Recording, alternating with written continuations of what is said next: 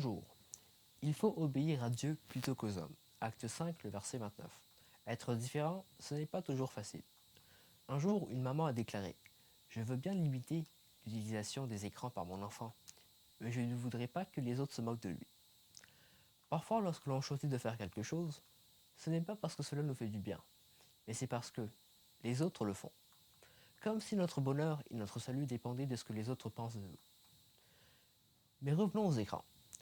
Aux États-Unis, la plupart des ingénieurs et des créateurs des technologies liées aux écrans interdisent à leurs enfants d'utiliser des écrans et surtout des portables.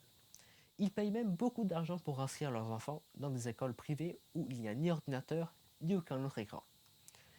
Ces parents sont l'élite de l'informatique, c'est-à-dire les meilleurs dans le domaine de l'informatique, mais ils cherchent avant tout, euh, le bonheur de leurs enfants et ne s'occupent pas des paroles des autres.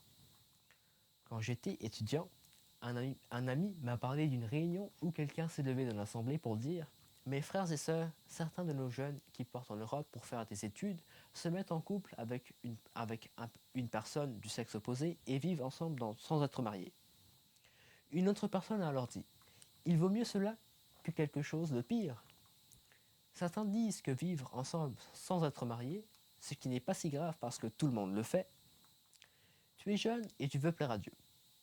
Et certains camarades se moquent de toi parce que tu veux rester fidèle à Dieu et faire ce qui lui plaît. Accroche-toi à Dieu et n'abandonne pas tes principes, même si tout le monde entier se moque de toi. Quand j'étais jeune, j'ai décidé de tester de rester fidèle à Dieu et de ne pas avoir de rapport sexuel jusqu'à mon mariage. Plusieurs personnes se sont alors moquées de moi. Mais je suis resté ferme à Dieu, car c'est lui qui me guidait. Aujourd'hui, je suis heureux car j'ai épousé une femme merveilleuse et je constate que j'ai évité plein de difficultés en restant fidèle aux principes bibliques.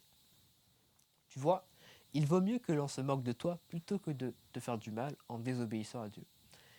Et si tu as lâché sa main et que tu as fait du mal, ou que tu as fait du mal aux autres, Dieu est toujours là pour te tendre la main, te pardonner et te guérir.